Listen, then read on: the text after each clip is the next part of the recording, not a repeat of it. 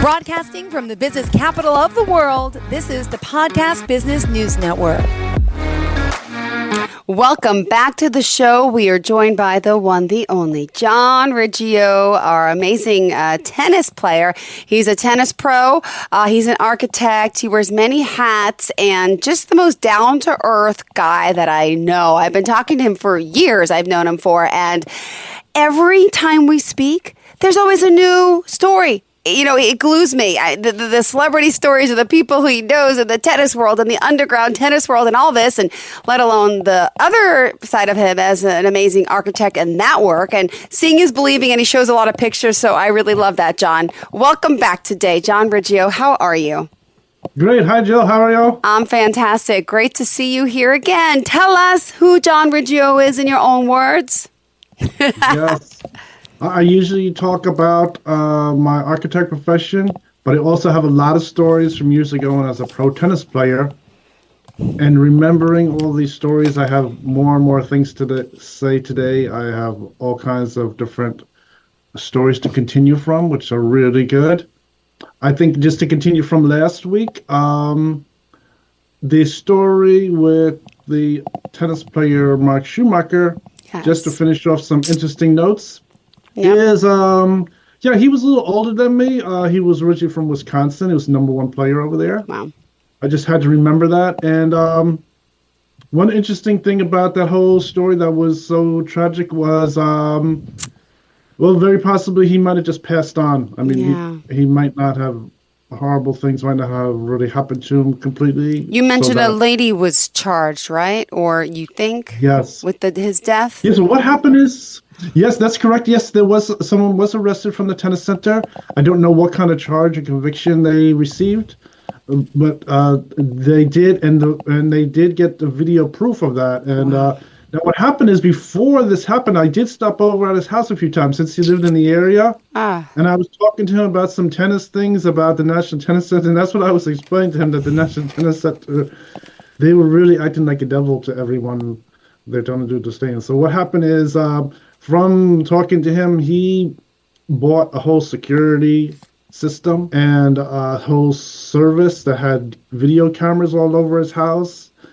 And when I was talking to him about things like that, like they were acting like a devil to him, him and his family, they were going to church. He's going to repent from that. So what happened is, so from those stories, talking to him about tennis and things like that they did in pro stadiums was, so when I heard about that happening, I think it was pretty sad. And just really explain this, I think it was 5 years later, back in 1998, just by chance somehow I talked to him and his wife a couple times, and I didn't ever see them again. So, but they were always thanking me when I talked to them a few years later. So something did happen. They knew something happened, and it was very real. So I think they might have just passed on. So that was really lucky. So today what happened is, from the last week, I was still thinking about the last years of my playing and the whole time there in 1996. And I forgot about a very important piece of my tennis history. Mm-hmm. What happened was, I explained last week about from the time my tennis contract was bought over, that I was listed in the newspaper here in New York, Newsday, although my name was listed as Ron Devlin with the $100 million contract. Then added on to with Adidas and Reebok for the $120 million. And then since Reebok had a problem getting me on the court, I just was able to just hit the ball with some other tennis pros. I called Gloria Vanderbilt, and she was really impressed with this whole thing with Adidas and Reebok. And she was just saying that since she had sold the contract, she could only reference somebody. Oh my gosh! So she thought about some people that she knows that she can that can take on a contract this size. And it was Miss Leona Helmsley from Manhattan, New York. They're from a hotel. I remember the Helmsley on 42nd Street. Yes. what happened is they gave me the phone number to Miss Helmsley, and I called them up on the phone. And I offered that they could have me as a tennis player and sponsor my tennis. Wow. So I talked to Miss Helmsley in person on the phone. This was maybe 2, 3 phone calls. And they weren't interested. She was interested. And from that, they had to put together me, Miss Helmsley, and Miss Vanderbilt. And they devised an idea for me to play some matches back on Sutton East. So 6 years later, they put together a match right away. So all these phone calls from Japan, from Adidas, Reebok, in like just 1 week, they could put together this whole thing. So this is really a sponsor that could do it. Now, the only thing they told me initially on my telephone conversations is they thought I was too old because I'm 28 years old, and my contract is $120 million to buy. So they thought I need to really play with them for 5 years. So I was able to go down to the Sutton East, and they had a player there from the National Tennis Center. Now what happened is I entered into the Sutton East there, and I meted Miss Gloria Vanderbilt, Miss Leona Helmsley, said hello to them because they're the people who were on my side and everything, and they had some friends there. And to watch the match, I think Mr. Helmsley was there, and they were sitting there by the glass in the Sutton East. So we went onto the court. My opponent was there. Now my opponent's name was he's let me just get his name. He said his name was McNellis. Wow. And this player was so outrageous that I couldn't believe what happened. So this was really just like a demonstration match. It was a real match through the ATP. And we started to play the match, and he was unbelievable that he was cheating on every shot. I hit the ball past him to his left side, and he didn't want to admit that it was in at all. Wow. And then from him hitting the ball, they could tell he's using this big, heavy racket. And it's this heavy cheat racket. So after this started to happen, I complained to the sponsors, and then I played just a couple more points with him, and I complained to them saying this whole thing is a joke. And my sponsors, they had him go over to them in the room there. They inspected his racket. They wrote down the information about his tennis racket, called on the telephone. My sponsors were really unbelievable. I think Miss Vanderbilt was this kind of thing. Miss Helmsley, I don't think she was completely aware of this thing with the cheat rackets. And what happened is that game had to get stopped completely. I was really just totally winning the match anyway. And what they did to him is they didn't confiscate his tennis racket, but he left. And the next time he went to go play a pro match, they already put through to investigate and inspect his racket. And when he went to play with the cheat racket again, they had to have the police come and they had to arrest him. Holy cow. Unbelievable, yes. Yeah, it is. And they were so angry about this. My sponsors were so angry that this guy came here and disrupted not playing sportsmanlike and really cheating and everything. It was really unbelievable. But I think then at that particular event, the other player left, and I talked to my sponsors, and we talked about Delilah. And I had to tell them the unfortunate news that Delilah had died because of the problems with her father. And they were sort of sad about it. They liked this idea of my girlfriend and everything. We're together. So what happened is I went back home, and during that time in 1996, I ended up moving from where I was living. Yeah. So I called back to Miss Vanderbilt, updated my phone numbers and everything. And what happened is they had an idea that this idea of playing some demonstration matches and some ATP matches was allowed to continue on for like 6 months.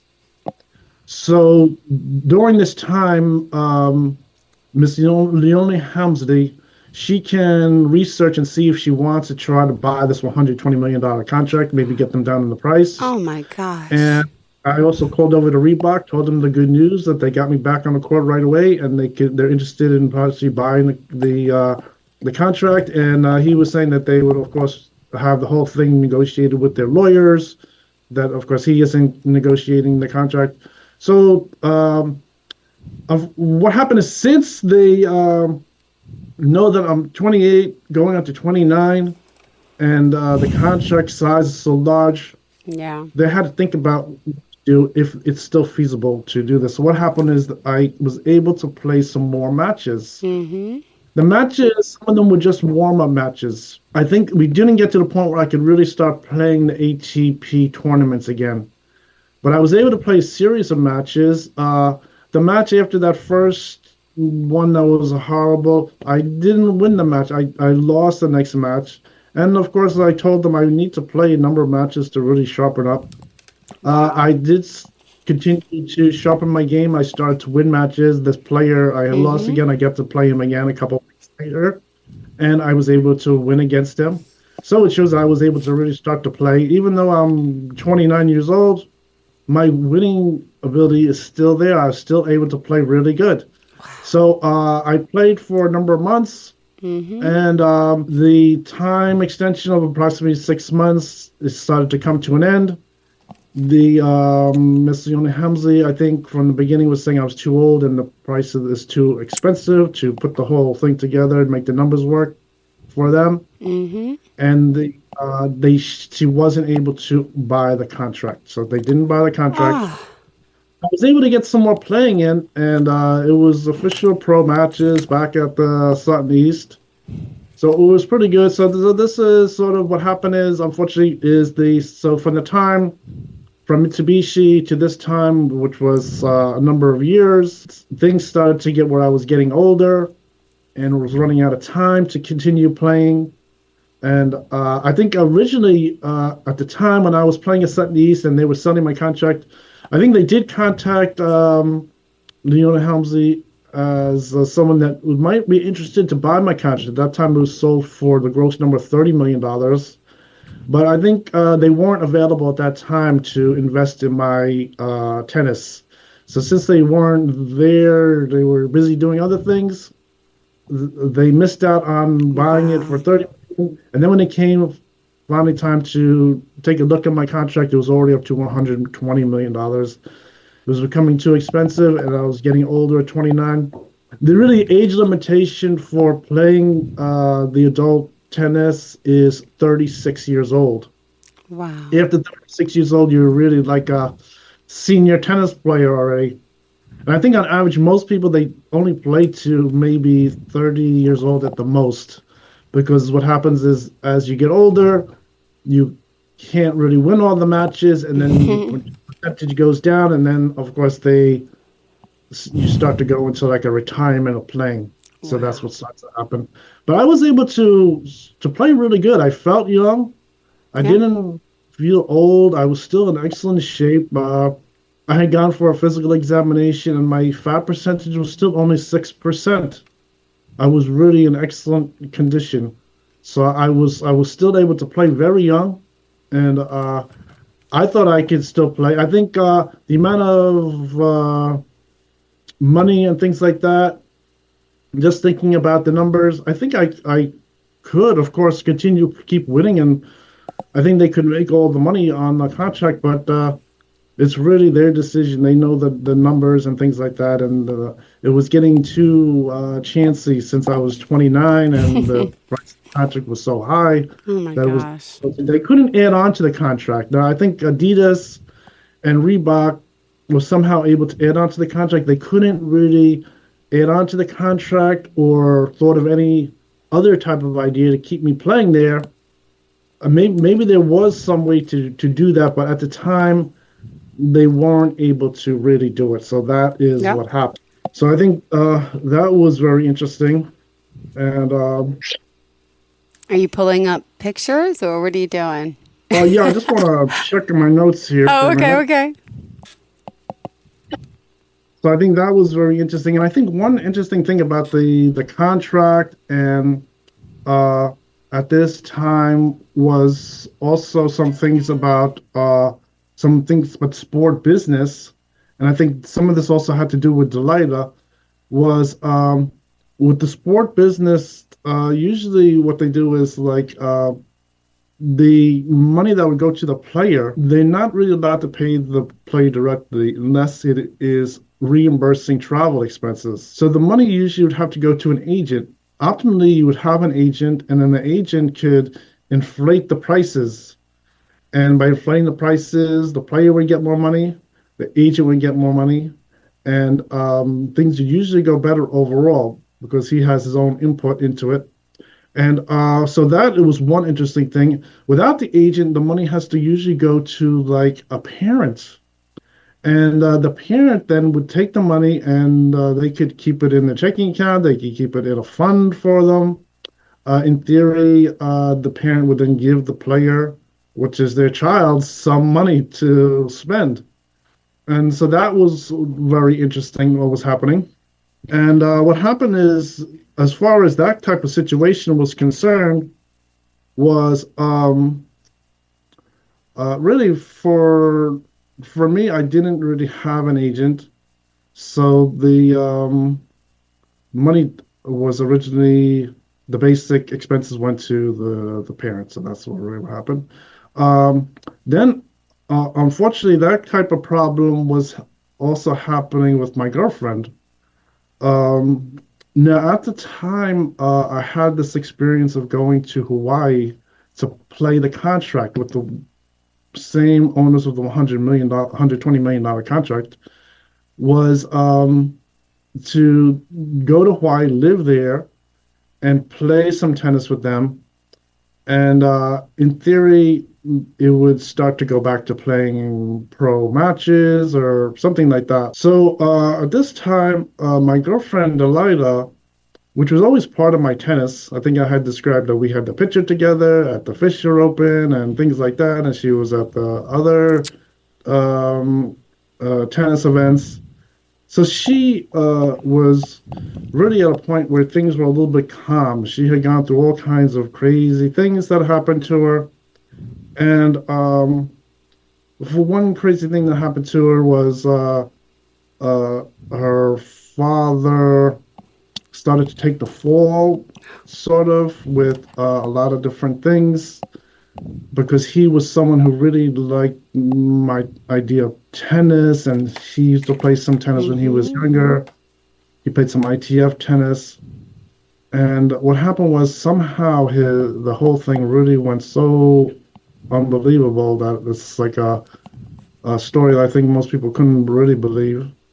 He started to change his religion also, which was very interesting. I think Delilah used to always ask me about religion, and I used to recommend her watching the Catholic Mass on television, and in fact, things were working very good with that idea. So what happened is also the father was getting into all kinds of strange things because he had this gay lover. Even though he had originally Delilah's mother, and that was his wife and everything, he was into really unbelievable things. And this culminated into something where his gay lover gave him a suitcase of $40,000 in cash. Whoa. As a payment to do things with Delilah.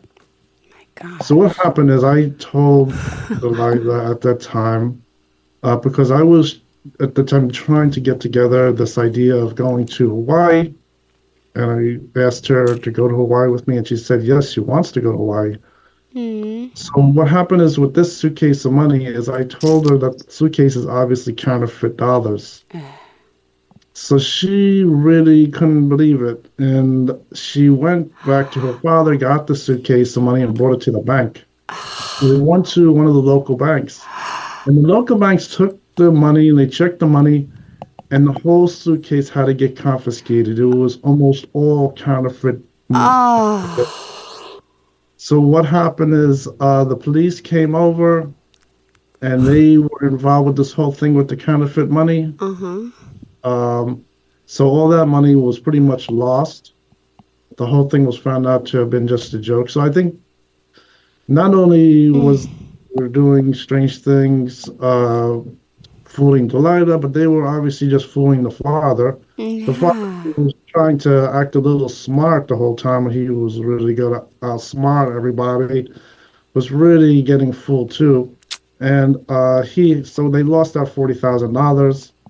So at the time in 1995, like in coming around November 1995, Delilah was in a quiet time. She was right there in that Broadway mall that I showed pictures of. Yeah, in And Hicksville.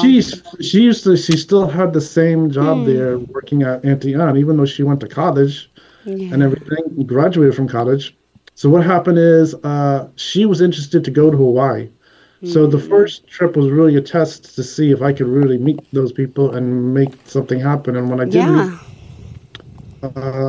I told her, and the reason why she originally really couldn't make the whole thing happen to start off with is because when she talked to her father, the father was claiming that he had control over what they call conservatorship, like a fund of money that he was holding. Now, this fund of money was like maybe partly an inheritance. Other money was money that she had made in entertainment. And in my personal opinion, I don't think he ever had any official fund for her at all. I think he was just lying. And but she was sticking to this idea. Now she's the same age as me. I'm 28 years old. Okay. She's 28 years old, and this is a little bit older to really have this kind of problem. I said I'd cover whatever money that she's supposed to get anyway, and I was already working, as architect, starting to move up. I can get the same kind of job in Hawaii also, and so she really had an initial problem because the father was threatening not to give her any money if she goes ahead and leaves with me. Oh. And I think, given the situation that she had, where in her house she had a same kind of situation where she had security cameras all over, and the police were aware of her family problems with her parents, that this thing with not giving her any money was really probably something that she'd have to go to court about. Wow. And I think just her arguing with the father wasn't going to solve her problems. So what happened is I went to Hawaii. I made contacts there with my sponsors. I told the story of how I met the different entertainers. Gwen Stefani was there, did autograph signing, came back here. And when I showed her proof of that I did all those things, I think that's when this whole thing about her not being allowed to go because of the money and the conservatorship and everything really made her mind go wild.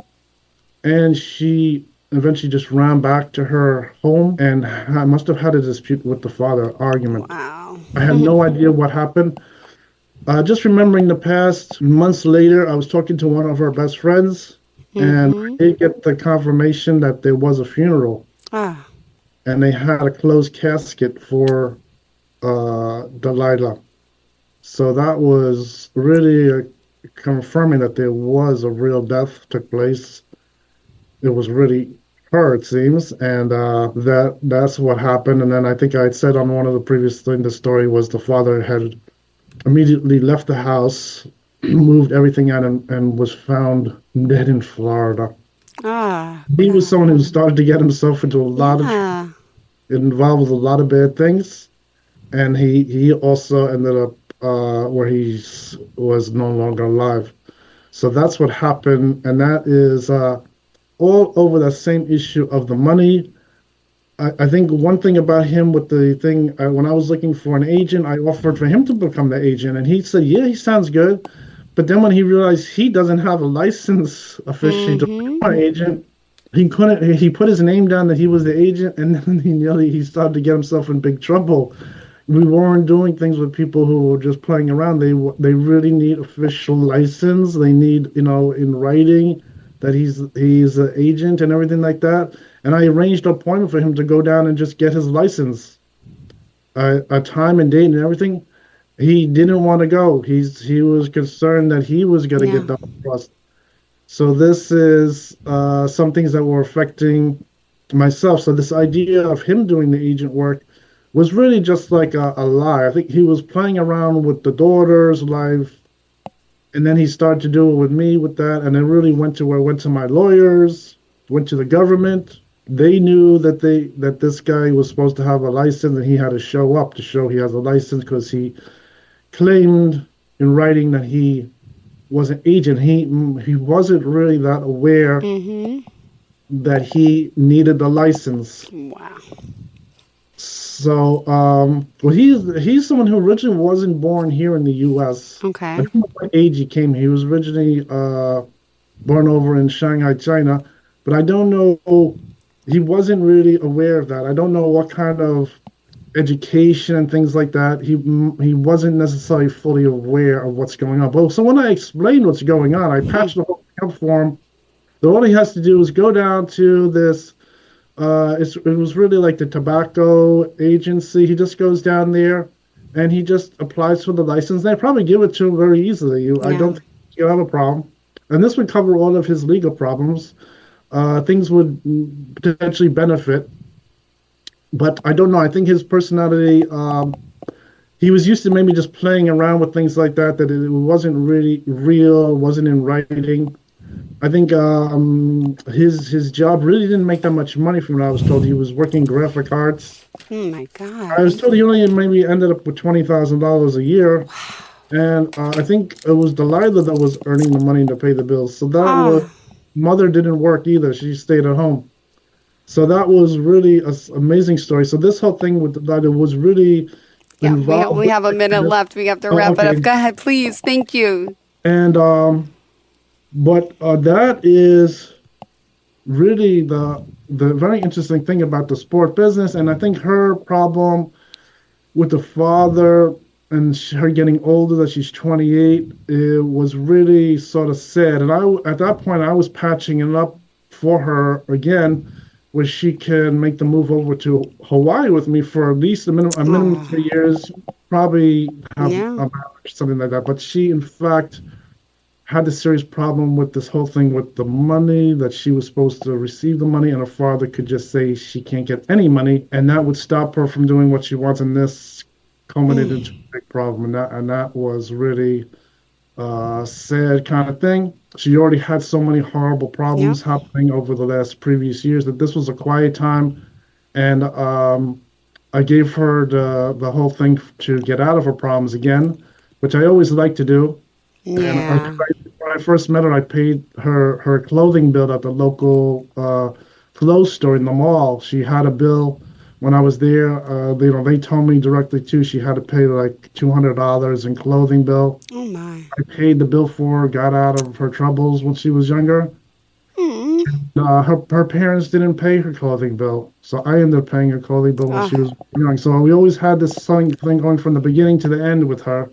yeah. And it was over the same idea of this money that she claims was in a fund. But I know Oh, the father, the way he must have already spent it in his checking account. He never oh had my any. gosh. So that's really what happened to that story. Oh, John, I'm so sorry. We have to wrap it up. Oh, how do we contact you? Please share. Sure. You can go on to my webpage, johnriggio.com, for my architect profession. Or for tennis, you can go to John Riggio Pro Tennis Player on Facebook. Great. And there you can send me a message and look at pictures, stories, how all kinds of a list of tennis events and sponsors and things like that. You could read all about them, and they're very good. Perfect. We will. Thank you so much, John. Talk to you soon. Have a great day. Hello, my name is John Riggio. I'm the CEO of John Riggio, RA Architect, LLC. I provide architect services in the New York City metropolitan area. That includes New York City, New Jersey, and Pennsylvania. My areas are specifically Long Island, the 5 boroughs of New York City, Westchester, Yonkers. In New Jersey, it is North Jersey, Central Jersey, and South Jersey. in Philadelphia, the areas of the Philadelphia metropolitan area. You can find out more information about my company at www.johnriggio.com. That's spelled JOHNRIGGIO.com. And there you will find out a description of my work. It shows a portfolio, pictures of the different job types.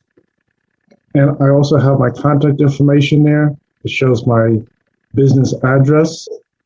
From there, you can contact me and we can discuss your project. First, we will make an initial consultation. And then from there, we will then go over designing your project and then constructing your project. So I hope to hear from you soon. Thank you. Bye.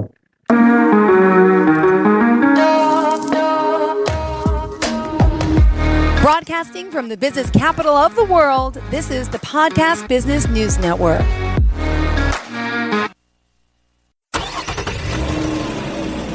Of course my kid's in the right car seat. Well, I think he is. Yeah, my kid's in a booster seat. He was ready to move up. He is ready, right? Her car seat looks like the right size. There are probably rules on when to move up to a booster seat, aren't there? Rear facing, forward facing. I think I have it right. Car crashes are a leading killer of children 1 to 13. Are your children in the right car seat for their age and size? Don't think you know you know. Go to safercar.gov/the right seat. I know my child's in the right car seat, or else I wouldn't get in the driver's seat. Brought to you by the National Highway Traffic Safety Administration and the Ad Council.